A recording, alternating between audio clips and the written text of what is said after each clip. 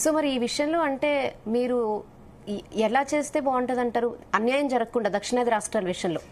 అంటే ఇప్పుడు ఒకటమ్మా, ఇప్పుడు దేనికి దానికి అది రీజన్స్ ఉంటాయి. జనం పెరిగినప్పుడు 50 ఏళ్ళు వాళ్ళకి పెంచలేదు కదా, వాళ్ళకి ఇప్పుడు కూడా అన్యాయం చేయడం కరెక్ట్ కాదు కదా. వన్ నేషన్ వన్ ఓటు అనేది ఉంది కదా, ఒక ఓటు ఒక దేశం అని ఇవన్నీ చెప్తారు. ఇప్పుడు అన్రెస్ట్ రాకూడదు, రెండోది అన్యాయం జరగకూడదు, మూడోది అవతల పక్షానికి కూడా న్యాయం జరగాలి. ఉత్తరప్రదేశ్, బీహార్ లాంటి జనాభా పెరిగిన వాళ్ళు ఏ విధంగా జరగాలి న్యాయం? సీట్ల పరంగా, రాజకీయ పరంగా చేయకూడదు. అన్ని మీరు ఆర్థిక పరంగా చేయండి, వాళ్ళకి విద్య, వైద్యం అన్ని అందజేయండి. ఇప్పుడు మీరు ఈ గ్యాప్ని, ఏదైతే నంబర్ గ్యాప్ ఉందో ఆ నెంబర్ గ్యాప్ పెరగకుండా చూసుకోవాలి.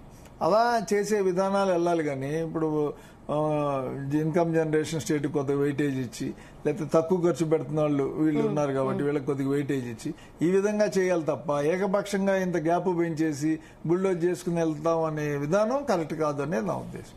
సో మీలాంటి వాళ్ళు సూచనలు మరి కన్సిడర్ చేస్తుందంటారా? మేమంత మనం కాదు, రాజకీయ పక్షాలే దక్షిణాదిలో ఉన్న రాజకీయ పార్టీలు కంప్లీట్ గా అపోజ్ చేస్తుంది. అంటే కాంగ్రెస్ ఏమంటున్నారు, ఎన్నికల మధ్యలో పెట్టారు తర్వాత పెట్టండి అంటారు.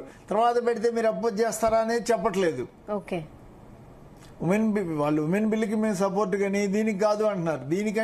దీనికి మీరు రేపు ఓకే మీ మాట లేదు, వాళ్ళు మీటింగ్ బిల్లు పెట్టారు 16, 17, 18 బిల్లుకి మీరు అపోజ్ చేస్తారా ఏంటి అనేది క్లారిటీ ఇవ్వాలి కదా. ఇవాళ కాదు రేపైనా ఇవ్వాలి. మనం మాట్లాడటం వేరు, చేయటం వేరు కదా.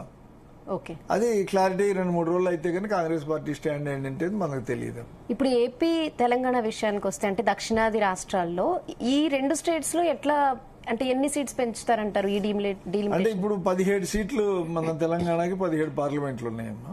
ఇక్కడ కూడా మళ్ళీ ఆ డేసి ఇప్పుడు మనకి 17 అంటే 50% వేయాలి.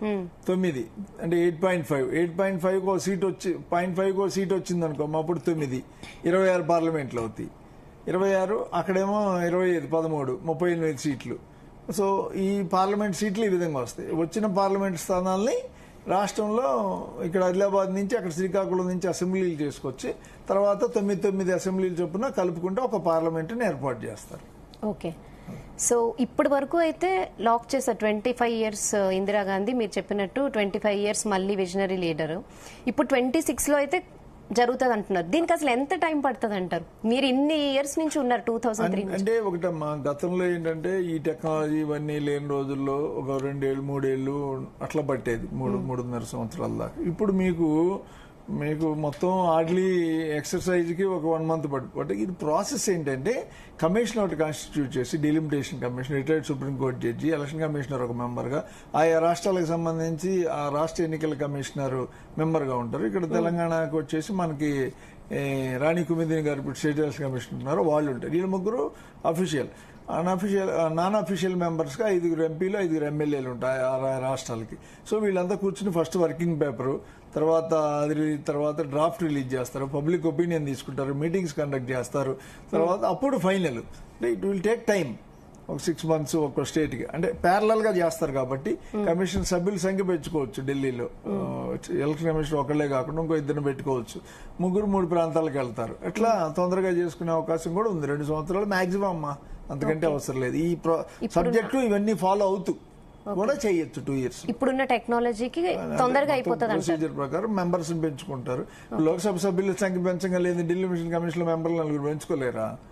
మరి దక్షిణాదికి అన్యాయం జరుగుతుంది అంటున్నారు కదా. సో మరి దీన్ని కన్సిడర్ చేయకపోతే దక్షిణాది రాష్ట్రాలు